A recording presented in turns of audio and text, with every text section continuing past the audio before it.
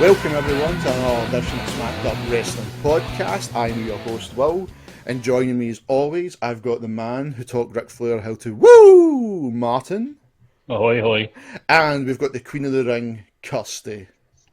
Hey guys. Now, we've not really found a declare winner because I seen cheating in my eyes. Lies. I've Not been lies. robbed. I have spoke to the GM, and this is what's going to happen. To declare the winner Me. of the Smacked Up Wrestling Championship That's it before first. we get into Raw and SmackDown.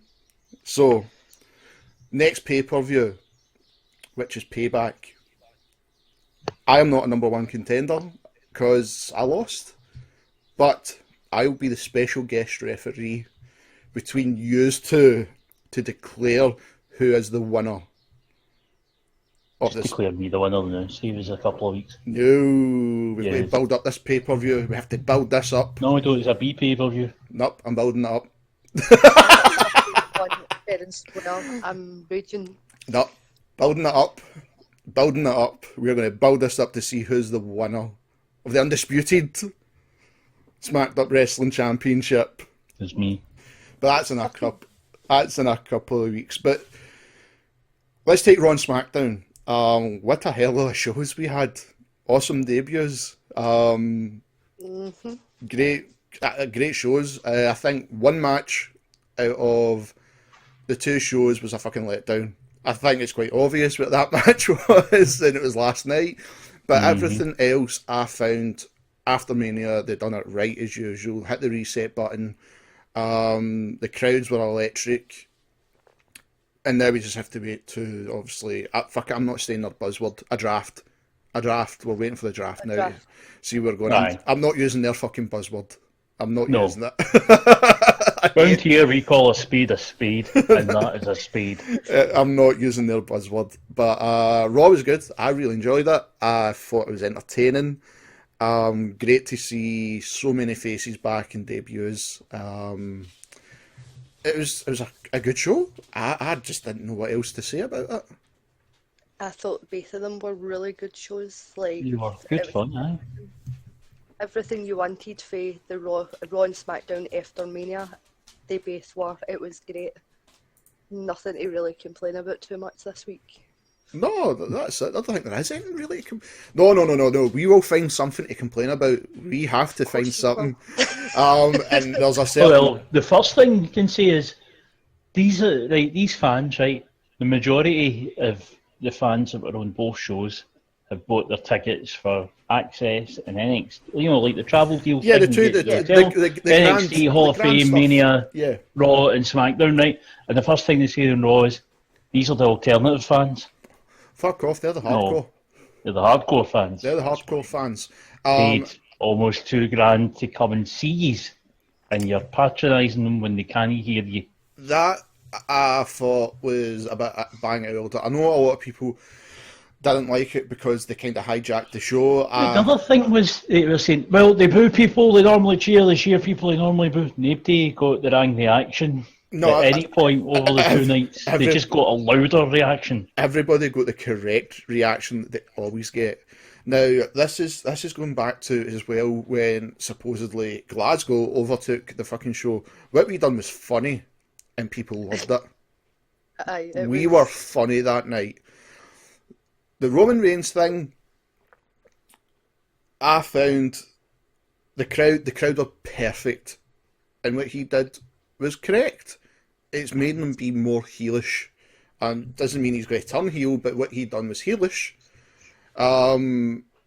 Is it his fault he took too fucking long to answer them? We'll never know. I don't think he did. I think he built it up and built it up. I think he was told, let them tire themselves out, and they weren't going to. They weren't going to. Eventually had to do something. Just Romans not being the most quick-witted of people, waited 6 minutes to do it.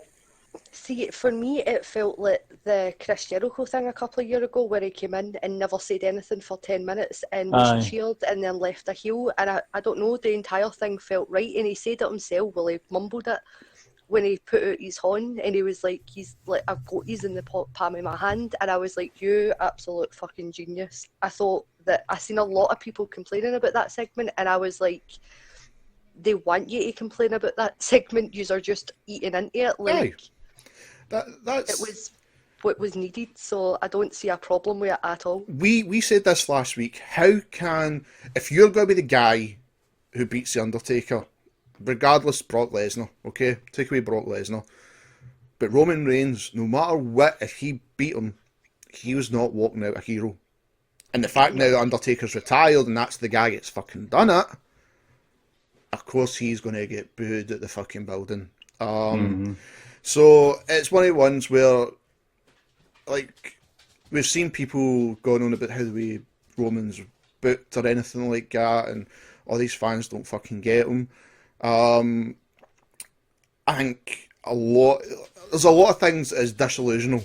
But one thing has got to be noticed, that the fans were correct and what Roman did was correct. But maybe a bit too long, but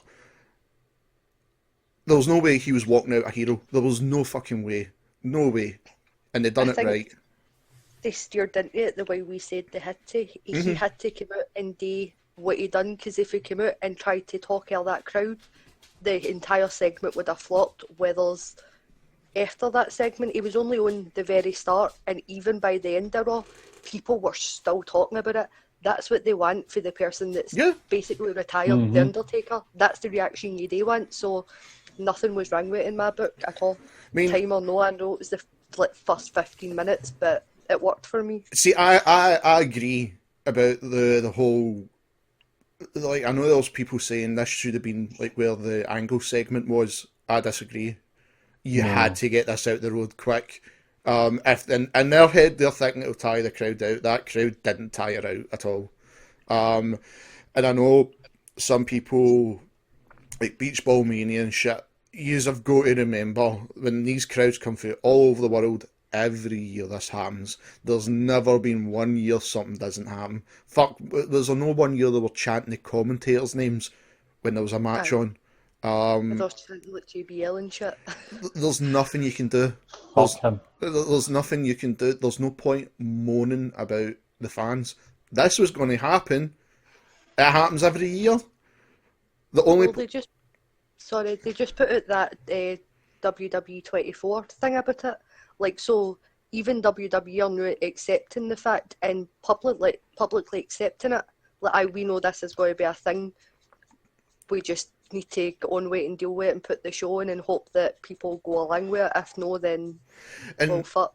Well, just on that point, have you seen on the network they're trying to push it as if it's always been a thing? They've got like clips of Raws for 1995, like the day after Mania, as if it was always a thing and it wasn't just a thing for 4 or 5 years ago till now. This thing took the off. Fannies. This thing took off about 4 and 5 years ago.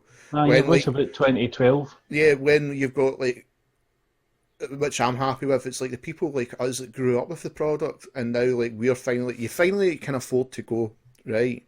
Aye. And the fact is, there's nothing like it in this world. And what I hated to comment about, it's the alternative. Fuck off. That is your hardcore fans.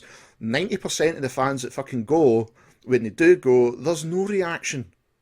That crowd didn't shut the fuck up, and that's what you want.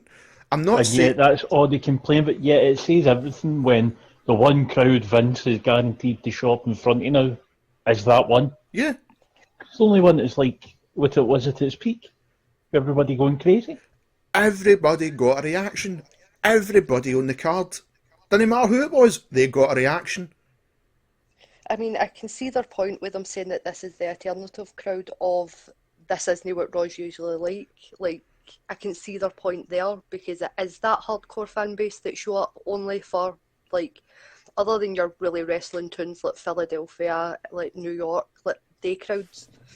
Other than that, as you just said, it's usually dead for the most part, even when there's stormers of matches on. So maybe we are the alternative crowd, but it should have been called the hardcore crowd or like something. The alternative makes it sound as if we're fucking irrelevant, and that sucks. I mean, that's the thing, and like we've always said, like WrestleMania is for the casual viewer, but You cannot call it a casual viewer people that pay top dollar to sit at the front of WrestleMania. They first 20 or 30 rows, and there's no way they're the casual. Aye, exactly. So I thought the crowd were brilliant. Fuck, I even remember a comment about like even Emma didn't get a pop. Emma got a fucking pop. Everybody got a pop. She was on that table. Yeah, everybody went mental. Everybody got a fucking pop that night. It was perfect. Obviously the Hardys Raw debut, the people went completely insane for them again, which I enjoyed. You had Enzo and Cass losing again, which everybody enjoyed. There was fucking so many good things about this Raw that there's a lot of people overshadowing it because of the fans. Yeah. Aye. But I think the fans made that Raw. Mm-hmm. And you can say the same with that SmackDown. Fair enough, one match was fucking horrendous, but the fans tried to make it like a good match, even though it was painfully obvious what the fucking fault was. But when you go back and look at the things, when the Revival debuted, what a fucking reaction! Oh, aye. When that was great. God, when that music hit, I like nearly jumped out my seat. I was like, finally the Revival are here. Yeah. Like, even the fans singing it was beautiful. Like, you can't ask for anything more, like, for a crowd, because there's nothing worse than watching a Raw or a SmackDown, or even a pay-per-view, and there's a really good match and a really good segment on, and there's nothing for the crowd. It's horrible to watch. Aye. Yeah. It's better to have a raucous crowd than it is to have a dead crowd. Like, because you've never went to like a concert, for instance, another form of entertainment, and had quiet. A completely dead crowd. It doesn't happen. So it looks bad on WWE's point, where there's this one, the last two obviously, where it looked amazing, and they should be happy. They should be trying to defend the fact that this is what they've got. So I mean, the Braun Strowman segment with Lesnar, right, fair enough, okay, the network television. Could I just say, before we go into the details of it, I really can't wait to see that. Oh, I can't either. I think it would be great. I can't wait. Sorry. The whole segment, right, fair enough, okay. Like the network might be panicking because it was like there was a chance of fuck you, Roman. But see, this is the thing. I want to go back to this, right? ECW in the Attitude Era done all this, right? And people have said there's nothing like it. There's nothing like the crowds. And to sit in a crowd like that and see it on the TV. Well, I'll say this though, the only thing comparable to it, and I'm not just saying that because, we're in Glasgow, but this is from Paul Heyman himself. He was saying the closest thing to it's an ICW crowd. And that was when he was doing his talk last year, which was amazing, by the way. It was basically a 2-hour promo class. But anyway, he's saying that's the only company that's came close to that kind of atmosphere. So, if you've been one of these shows, you've got an idea. ICW crowds are great. You need a crowd like that, which it adds... Because sometimes you can be... I mean, Martin, how many times have we sat in an old podcast and we're like, the crowd was shit? And aye. And it's always been for a Raw. Yeah, or a Raw pay-per-view. Like, you can find a great fucking match, the crowd don't buy into it. Whereas, that crowd were fucking buying into a Jinder Mahal match! I was gutted I was there, I don't assume my gender chant. See the next time they're here and he comes out, we're doing that. Don't assume my gender! Don't assume my gender! There were so many funny things. The Brock Lesnar one, I was pissing myself at because when he walked away, pussy, and that was brilliant. Or even the thank you Lesnar, and Lesnar's buying into it. He was having a laugh with it. That's what I liked about it. Because he's standing there looking smug and trying not to let it be too obvious. He's chuckling. That's okay, don't worry. The things were done well, in my opinion. People can moan about the Roman thing, but you've got to look back at it as well. What else was going to happen? Aye. What else? What did you expect? Although I'm wondering, we've still got that question of what way are they going to go with him, because and they played it well this week. I do think so, because obviously we knew he was getting booed. He says what he says, and then he goes away. But we still don't know how they're going to push him off of this. Yeah. You know, I mean, if it was up to me, I would just stick with the tweener thing because it's perfect for him. It's absolutely perfect. I think that's what they might do, dude, because there's I'm nothing... hoping so. But given the last 2-3 years, we've no reason to have faith that they will. There's just so many things. But even the way it's he was unquestioned. tweeting. Yeah, I'm coming out of this week more optimistic about the next year in WWE than ever expected to.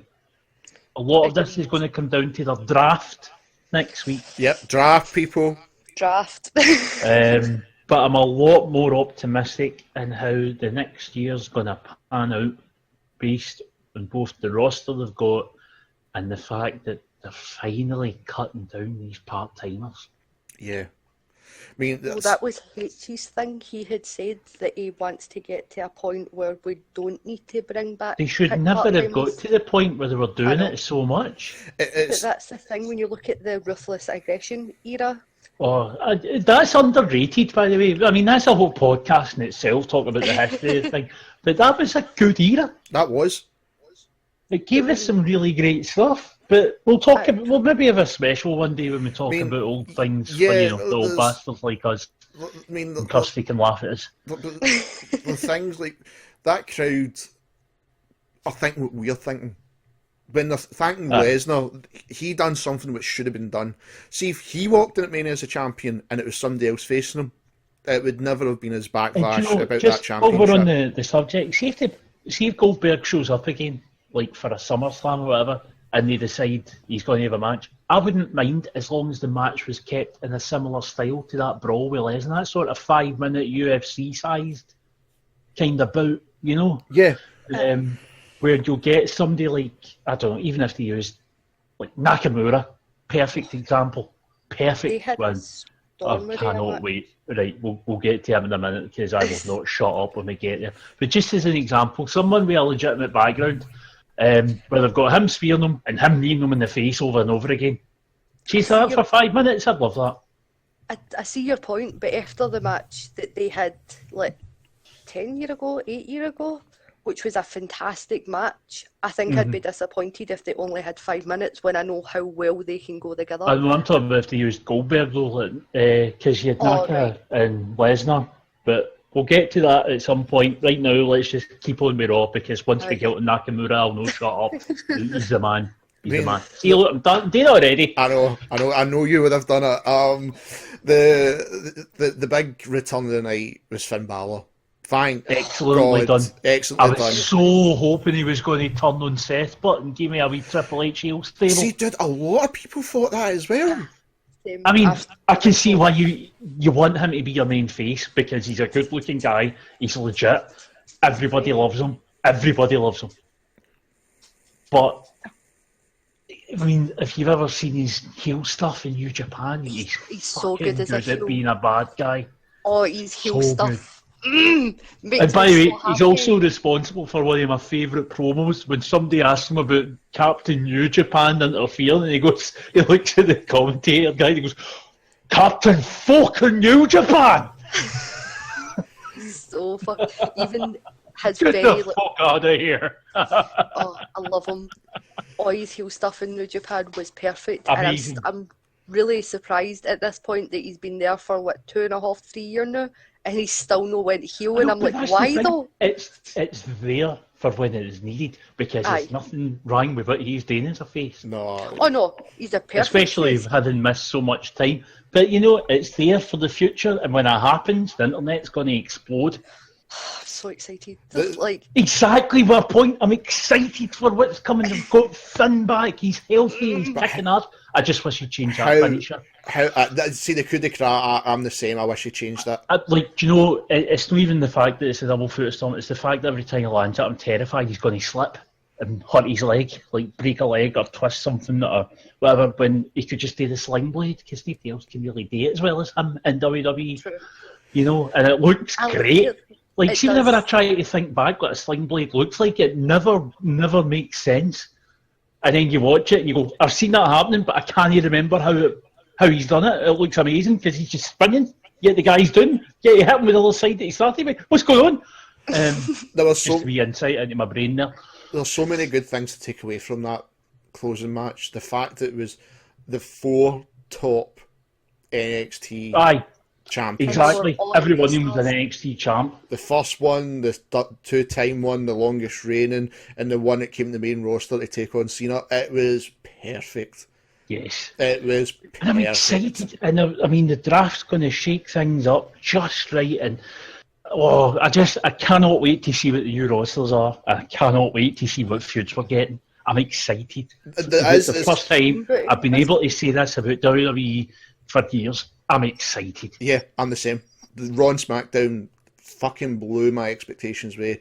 I know a lot of people, for what I'm reading, didn't really enjoy SmackDown. I thought it was a good show. Why? I thought it was a really good show as I well. think it did exactly what they need to do. It summed some stuff up. It showed you the new feud, and it gave you one of the best debuts. And a debut for another guy I've got hopes for, but he's no Nakamura. I think what it was, I think Raw was spoiled. Totally, aye. Raw was spoiled, and I think that's what might have been played out. But see, I think part of it is when next week coming up, they need to just even out the stars now. I mean, SmackDown's established itself in its time slot now. Everybody knows what channel it's on in the States. Everybody knows what time it's on. They need to even out that star power and get it a little bit fairer. That said, even if SmackDown came out on the losing side of this draft again, I've got no fear that they would make up for it with their storyline. Exactly. As we did over the past few months. Yeah, that's the thing. I mean, I've seen people saying it, and I'm sitting there thinking, it's like, well, it's not like the two shows bet each other, in my opinion. No. I'm not going with This was the ideal kind of week because both shows had their own highlights. They surely got the same structure. Things were similar enough, and that it's WWE, but they both still had their own identities. And one thing I was going to say, I don't know if you guys put on Raw Talk this week, but Raw never actually finished. When it stopped broadcasting USA, instead you had Finn celebrating, and then Goldberg came out to just have a few words with the crowd. He came out and he was saying how he was thankful for the run. It wasn't scripted or anything. It was just a wee sort of cheerio to the fans. Obviously, they're not going to say him, have him saying something like "I'm retiring" because Taker situation. So he's in the ring, just gave a nice wee speech about how he enjoyed his rerun and how things have changed, how he now realises that, got his son in, and going around signing autographs and that. Just a sort of, thanks for having me. And then just before he leaves the ring, picks up the mic and he says, I know I said, it might be me done, but never say never. And then worked his way up the ramp. And that was him. It was just a nice wee moment, sum up the run kind of thing. Well, it's just a bit, he does have his fans when you get down to it. I know it just didn't have time for it in the main show. I mean, it's a nice wee send-off, and I didn't need to see him, so that's good because I'm no one of the fans. But I don't really want to see the rematch. Because you're like us. WCW was on random channels by the time the Monday Night Wars were hitting their peak here. It was like Bravo or something, and Channel 5 were showing it out of order. And when Cartoon Network finished at 9 o'clock. You got an hour or two of Nitro at 3. TNT, yes, I remember. And also, I mean, the other thing about WCW at the time, having known nothing about it in that era, I mean, whenever I saw it, I just saw a guy who had a goatee and, no hair and wore black pants and was giving people stunners. So I wasn't interested in him. To me, he looked like a knockoff. And it was the same with Booker T. Whenever they showed clips of him, he was doing the Rock bottom. Okay, it's the bookend, but you know what I mean? And it was just like, well, that's the Rock, but darker. But darker, oh my god. And then Scott Steiner came on, and then my telly went off because he was cutting promos. He couldn't fucking get his brain to work. They wouldn't like to show his promos because whenever he'd start, he'd go, "Fuck you, Ric Flair, you old bastard," I only get to see that stuff now. See if they gave me an hour of Scott Steiner promos without any bleeping, I'd have watched that. That would have probably won the Monday Night Wars. Oh, agreed. Anyway, back to my point, which is Goldberg never really did it for us because, thanks to Will, he made sure I watched the right stuff, and then I got Sky Sports and we watched it together.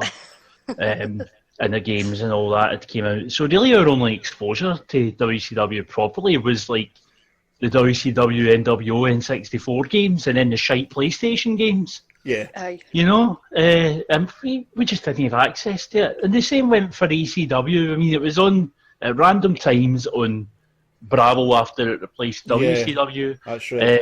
And then they had the odd shite game, but by then we were all playing SmackDown and, you know, throwing each other off a Hell in a Cell.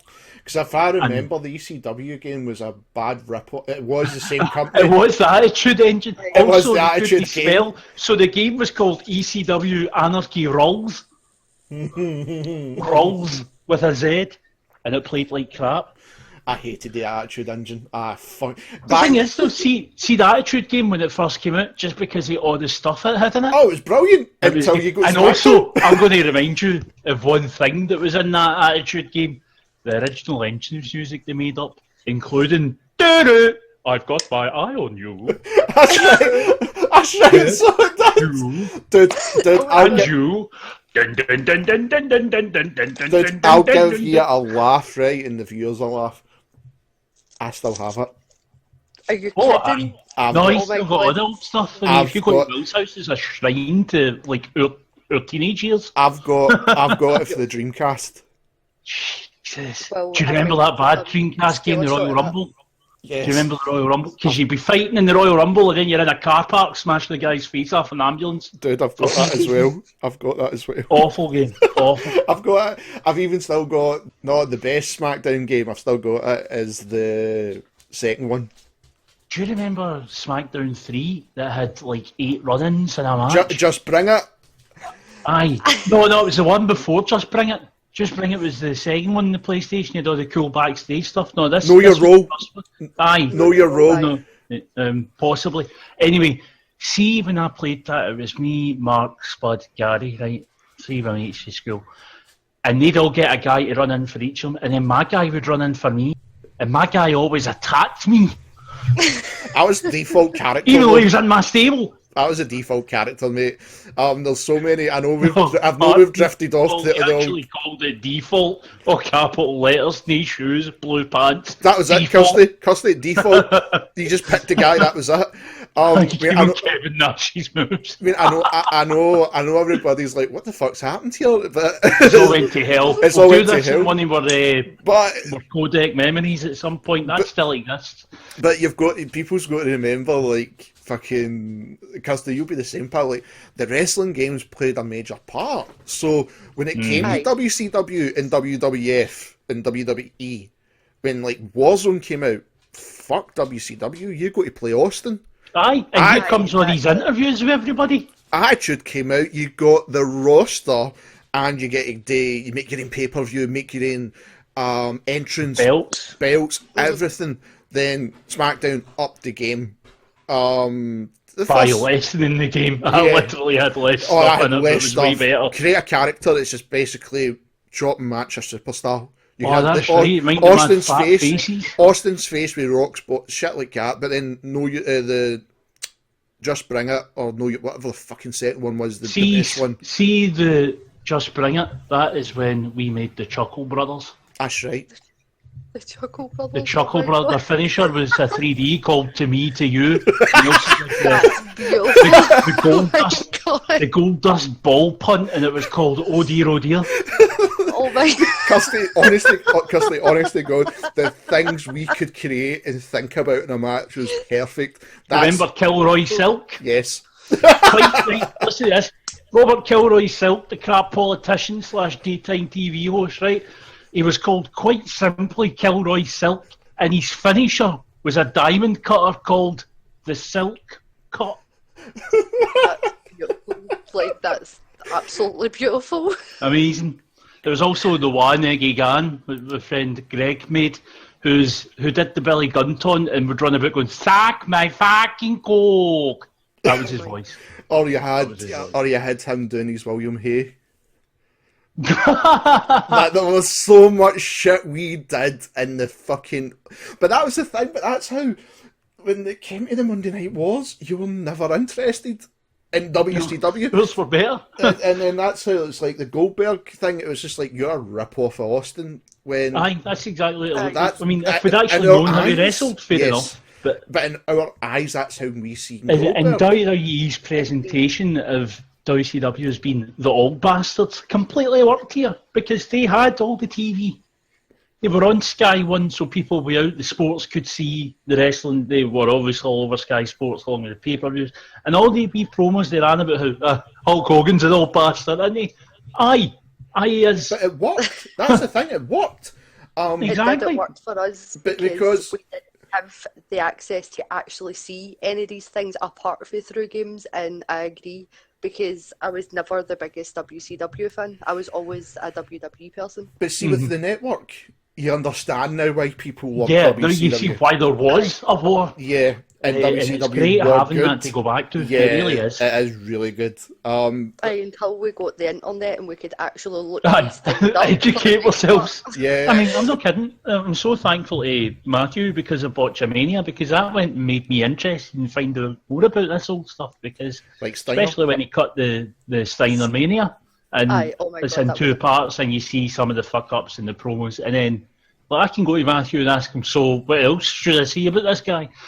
And it was giving me a good starting point. And then, of course, just his ruthless aggression was really kicking in, and you had the GMs and all that introduced. Ric Flair, I've heard Ric Flair, I've seen clips of him before. What's the fuss about? They release a DVD set, they fill you in. You get to see exactly what the fuss is about with his promos and stuff. For me, what happened was I found a website that had everything on it, like all Yeah. the old Raws, all the old SmackDowns, and all the. I remember, WCWs. aye. And I ended up sitting for like 2 years, just every time I was on the computer, just watching shit, and that's how I ended up finding shit out. I Yeah. would watch the corresponding Raw to the corresponding WCW, and Absolutely. that's how I ended up actually had educating an old myself. hard drive that had 97 to 2000 on it of Raw's War and SmackDown.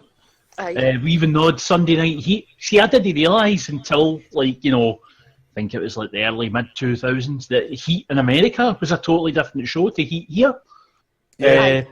It was Like, totally the fuck different. And how they used the pay-per-view sets and actually title changes on it. And I looked like, Heat? Sunday Night Heat? Heat? Really? But I wish they'd put them in the network. Not for just Stevie Night Heat, though. But I like seeing like the ones that were on before pay-per-views, because they'd have storyline progression on them that we never got here until, clips the week after Yeah. on Heat Aye. that was cut for the UK. Anyway, we went off on a tangent. Yeah, Let's we talk went about off. SmackDown. Let's talk about SmackDown, and let's just Sorry. let's just get the shite out the road. Let's just get the shite out the road, because Which was the opening segment. I was going to see the women's match. Naomi's not very exciting. We spoke about her yesterday, how, when Dude. she fucks up, she's fucked. Dude, Aye. she fucking botched so many things, and then I'm going to be honest with you, like, do as it. much as I love watching SmackDown, seeing she comes on the telly, I've always got something else to do. It just seems to work out like that. And I don't mean to ignore her matches. It just seems to, right, okay, there's her doing that weird dance rave thing that gives people epilepsy that I don't understand. Oh, that's right, I need to go and send an email or that. Oh, what was that thing I was reading earlier? It just happens. The I don't know thing- why. it happened again and again. People's called this. Her moveset always hurts her. Aye. How many They can't times? simplify it anymore. I don't. How many times did she hurt herself last night? Can I just say, I find it hilarious that her finisher name has actually changed to Naomi calls that the rear view, Oh, as opposed to just the rear view. I noticed it when Tom Phillips called it at Mania. oh, his fuck face is intensifying. Chrissy, let's still talk about faces and Tom Phillips, but you did it! You did it! I've been waiting. But Poor man. she done. It's his own fault. It should have been cheating. It really is. He should have been cheating. She didn't be stupid enough to get caught. Plausible deniability, Thomas. I You know. sick freak. You could have been the third guy. You've ready.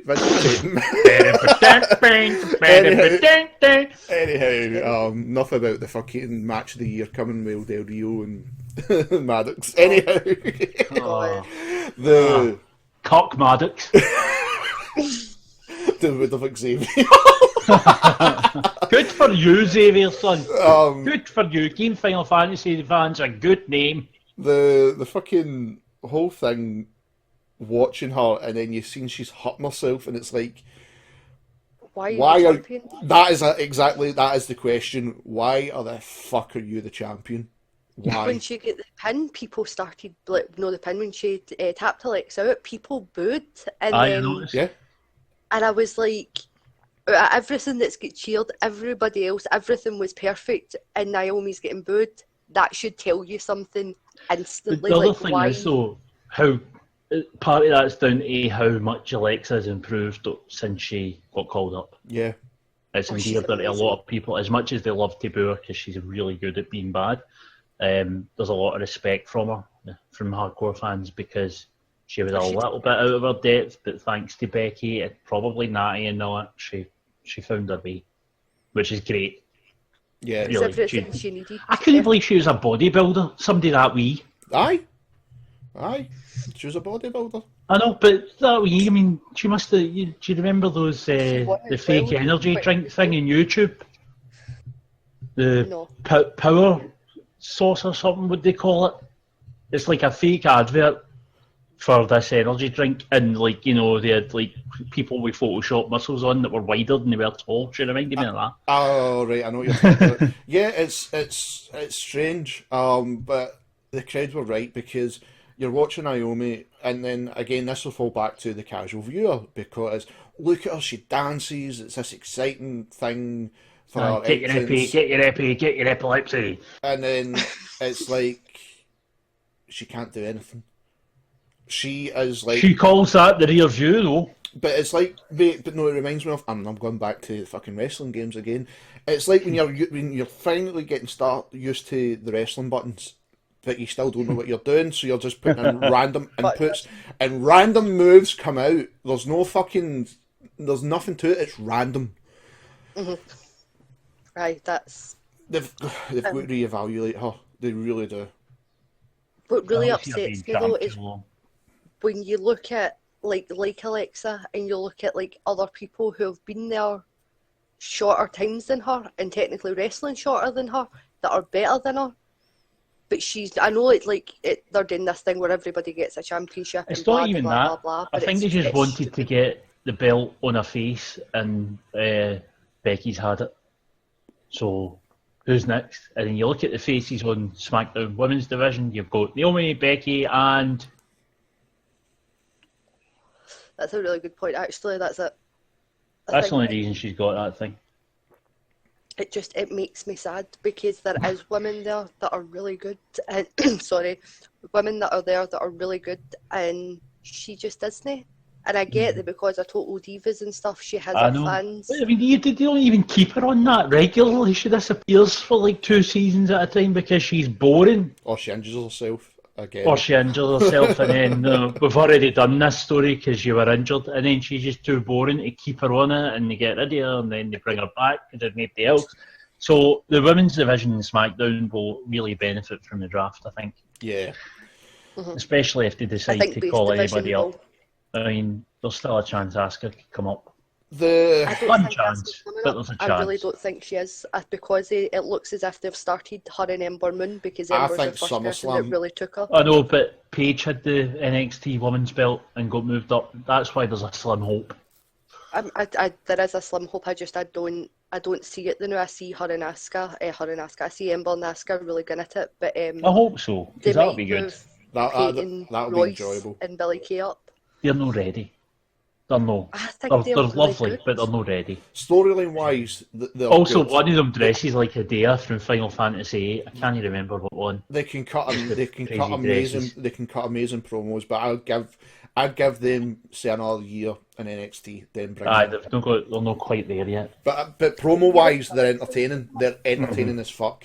But see, the fact now that you look at the women wrestling rosters on both shows, they've got people there, so they can leak Asuka, Ember Moon in, but down the line they two will come in. Just give them that little bit of extra time, and it'll pay off. It'll be the same with Nikki Cross. Then they'll bring them all in, and then you'll look at it and go, "Wow, that will be good."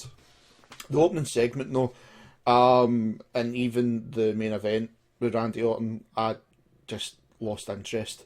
Again, he should not be the champion. Yeah. I don't think he should be champion either. I'm interested in what this House of Horrors match is, though, because I'm scared that there's going to be actual bugs. And I'm The not there thing for that. about Randy is the idea of him is better than the actuality of.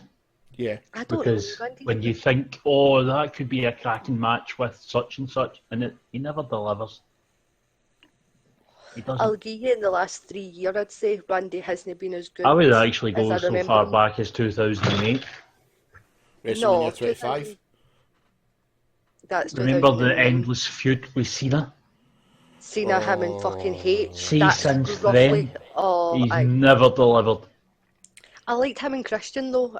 They drew it out a really long time, but I did to start with. I enjoyed him and Christian.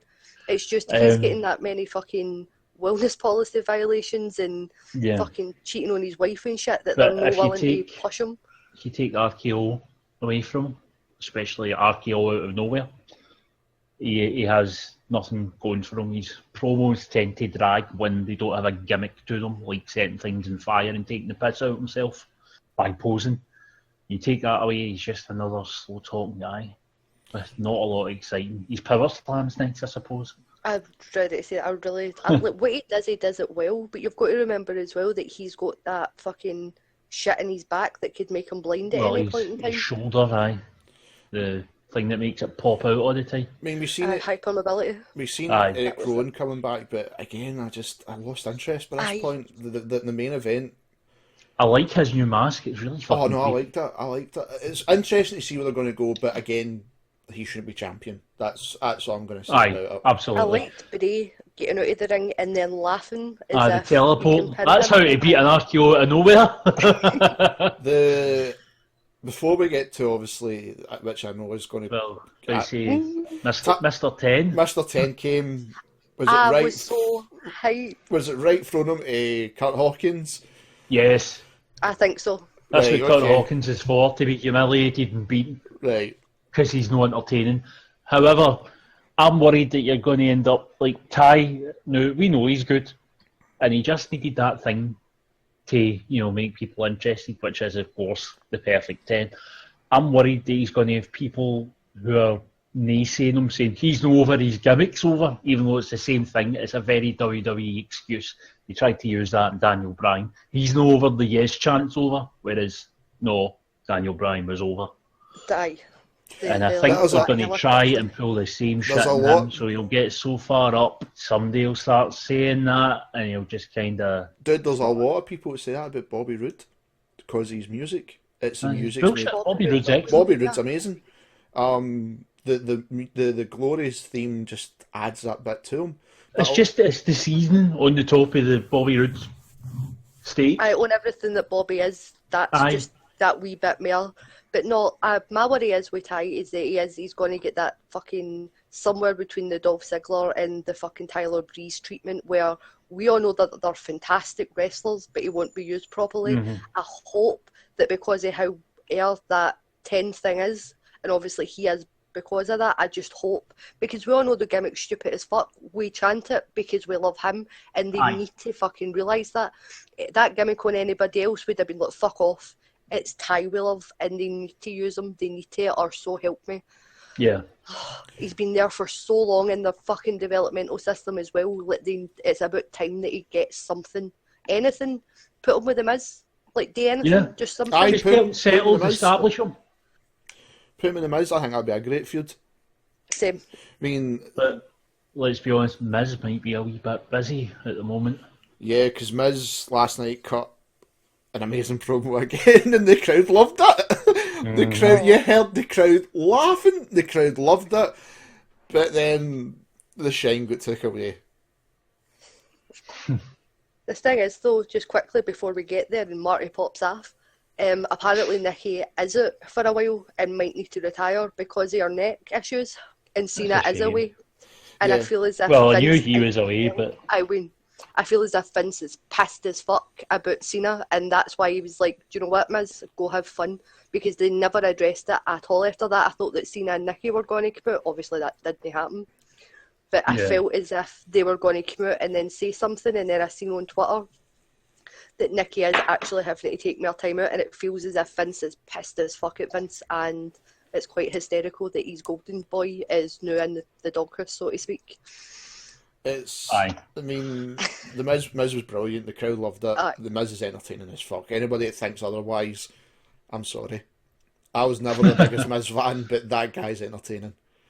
The guy's that's what entertaining. I've always said, is he can talk me up to a match. It's usually in the match that I'm like, go fuck yourself, you got me excited for nothing. But this last year has been really good for him. But I know you guys are going to pop like fuck here. I've still to be won over. I've got to be honest, I've still been won over. Something wrong with you? Are you actually... I never usually say people are wrong, but what has he done that you don't like? Come on, fuck. I'm still waiting. Like again, this is going back to the fact I never watched New Japan or anything, right? But even then, on his first night, that match with Sammy, are you kidding? How did that not draw you in? His first night, he had the best match in NXT history. I'm still waiting, but I want to be proved. See, as soon as the day it happens, like Braun Strowman's a prime example to me. You cannot compare Braun Strowman. I'm not comparing them to it, but I'm talking about just like I'm waiting. I get it. But I think it's the fucking violent thing and all that. I just don't like all that shit in the entrance. I'm not a big fan. It's too long. It's too long. So annoying. Oh, I'm so annoyed at you right now, Will. You don't even understand. Nakamura is perfect. There's nothing that needs to be changed about him. He doesn't need to learn to speak English anymore, because that kind of helps him. His fucking entrance is always amazing. He's charismatic as fuck, which is why he doesn't need to promo any better. And he's one of the best wrestlers in the world. The only person that I would probably put air on right now is AJ Styles, and that's because I'm a mark and I know him. But fuck me, what more do you want, Will? Kirsty. Come on to God. Kirsty. He's overrated. No. I knew that would piss you off. I'm kidding you on. I've done that to get a reaction. I'm actually like I've done that to get a reaction. No, the pop and the matches with Bobby Roode, I've really enjoyed. The match with Bobby Roode, I really enjoyed. I think the reason I never really got into him was the matches with Samoa Joe. I just don't know what it was. I know. I'm not saying they were bad matches. I just didn't know what it was. It was wrestling. I know, but see that way I'm like, I know Samoa Joe. I get Samoa Joe. I don't get him yet. But when I watched them with Bobby Roode, I was like, right, okay, I'm starting to really understand this more. And then the takeover with Bobby Roode again, I was like, right, I get it. I get the strong style and all that stuff, but I get the presence, I get the whole way his moveset is, and kind of the no-selling, because it's the same as Asuka, it's that strong style. So when the violin hit, obviously everybody knew what it was, and we all knew that if it's a casual viewer, it's like, what the fuck's this? Why is there a violin? And it's a perfect way to debut him. Should they have attacked him as... No, I'm quite happy the way he done it. I'm happy the way he done it. It looks like a big deal. The placement of that segment, the segment was fine, but to have the Miz not even out the ring yet, and then I don't quite understand. That was a bit strange. But as soon as that camera turned on and that wee guy was standing with that violin, and I screamed, I was like, oh my god, Nakamura. Like, still don't understand why. I don't understand why The Miz was there or Maurice was there, because I don't want that match at all. Fuck that match. But I popped. It was perfect. And again, he didn't say anything. He doesn't need to. And if you're a casual viewer and you don't watch NXT, you're suddenly really fucking intrigued to who this guy is, and probably why The Miz didn't do anything about it. So maybe fucking casual viewer. We're going fucking insane. The crowd were perfect. I like I said, I enjoyed them coming out. We know the draft is happening, so we found out, it looks more likely it would go to Raw. I think it'll shake up the ground. It's interesting. Wrestling's going to be brilliant the next while. Actual wrestling, like there's so many wrestlers on both cards. I still can't get over the fact that I fucking wound you two up. I love that. That's brilliant. I'm still waiting. I'm still sitting here boiling. That's like, fucking amazing. Overrated. You'll never, 10 years down the line, Will, you'll be saying something, I'll be like, says the guy that said Nakamura was overrated. This is never going away. This is staying. Which I just did for a reaction. I'm a heel. It's staying. He's no overrated. He's no overrated. There's like a lot of wrestlers I can say is fucking overrated. Roman Reigns is kind of one, but Nakamura, no, he's not overrated. He is special. There's something about him I'm starting to click on now. It's took me a bit. It was the same with Jericho. When Jericho first came, I didn't get it. But then, what are you? What? I'm picky. I'm picky on my wrestlers. I'm picky. But when Jericho came to WWE, but by our mind, Kirsty, I never watched WCW. So it took me a while to get. I watched the cruiserweight stuff, so I knew Benoit, I knew Jericho. Like, we can't use his name. Fuck off, WWE, Kelly. Like, he was there, he existed, it was a thing. Fuck up. This is brilliant. I heard he killed a guy. You're so bad. I was trying to avoid it. But it's the same with Jericho in that sense, where it's like it took me a while, then I got it, and then when you go back and watch all Jericho stuff, it's like, wow, you are fucking brilliant. He still is. Doing it. He still is. But the Nakamura one, I need to watch more stuff. I know you're going to. I've got about 42 gig worth of Nakamura stuff on my laptop, and trust me, I'm sending you all it. Oh no, send me a gig. Send me a gig. Send me a gig. Just send me a gig. One match will do. I'll send you matches with people that you actually know, so like Brock Lesnar, Kurt Angle, like Joe I think's in there. Actually, the Angle one wasn't that great, so I won't send you that, but still, whatever. I'm sending you stuff and you're going to understand that this man is amazing. And I understand he's amazing. Like I said, ride his dick. Fuck me. No, he comes out with a violin. I don't agree with that. Fuck, he never comes with a violin. No, but he does. He gets somebody that does it. No, fuck that. It's amazing. It's fucking theatre. Look, this is what wrestling is. Kirsty. No, I don't care that you're winding me up. You've done it and you've set me off, and this is what I'm here for. Kirsty, he's overrated. Fuck off. I'm no one for calling people idiots when it comes to opinions, but you're an idiot. I can't disagree with that. I fucking love this. This is brilliant. I feel like Roman Reigns. I feel like against AJ, and I'm going to have a fucking seizure. I feel like fucking Roman Reigns just now in front of that crowd. I really do. I'm actually dizzy, like he did. AJ, I've been honest about AJ. Like I never seen AJ at all. And then you poor man. Then when he started doing this stuff, and then I got him. And it's like, wow, okay, he's made me a big fan of him. And it's like, you are what people say, you are one of the best in the world, if not the best. I was that person constantly saying to everybody, like even when Punk was doing his best in the world stuff, I was like, but you're no AJ Styles. No, that's the thing, and I would totally agree with you. After watching AJ and being a massive fan of Punk, AJ is the best in the world. AJ is, without a doubt. Nakamura, I would say, is a close second.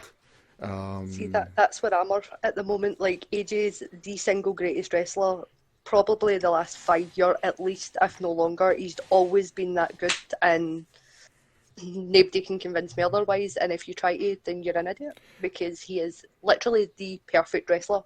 There's nothing that you need to change about him. Oh, Kirsty, I was going to come in and say he's overrated, but I won't do it to you the third time, because I love AJ. I will quit. I will quit this goddamn podcast. I'm out. But no, it's a great time to be a wrestling fan. It really is. You've, like I said, you've Nakamura, AJ, fucking the club. There's just so many good things happening. We just have even just in WWE now, but across the board, there's great wrestling everywhere. Everything is on fire. There's too much wrestling. You can't keep up with everything. There's just no enough hours in the fucking Unless you're under that owl. Fuck that I don't owl. even, fuck that owl. Fuck owl. Fuck that owl. But Honourable mention to the Hardys and the Bucks, by the way, because that match was fucking incredible. the Bucks And there of was young. a fuck that owl chant. The Bucks of Youth. A great match. The fact that they had that ladder match and then come in and Jeff was still jumping off 25-foot ladders the next day. Holy Fucking nutter. fuck. Like, what is he? How is he still going? He's been wrestling since he was 16. Drugs. How? Opium. Drugs. Opium. Opium. Drugs. I just don't understand. Like, fuck me. It's But I. It's a great time. It's an absolute fucking great time. But I don't. There's all we've got to do now is wait to see who goes where, and then that gives us a rough idea about future foods. That's the only thing we can do. But on that, I think we will bring the show to a close. So as always, everyone, leave a like. Tell us what you thought about Raw and SmackDown and who you're happy to see return. Anything you wish would happen. As usual, share the video, sub the channel. You get to hear us free every week. Check out the Gaming Fault's best friends. You get to see Real Talk Metaphor Messiah, who's dropping a new single, 420. Obviously in 420. It's going to be great. And Dead on Dave. And if you're in the UK, go to wrestlecrate.co.uk and use the promo code Dead on Dave, and you save yourself a nice 10%. And as always, if you want to follow me, Martin Kirsty, check out the links below. Our Twitter accounts are there. Give us a follow and tell us what you thought as well. And I've been Will. And I've been absolutely robbed of a win. KG, put your outrage in the comments below. And I'm the winner. But we'll have to wait and see. I'm the winner. That's nice. Oh, this has been brilliant. Everyone, thank you for listening as always. Bye. Bye.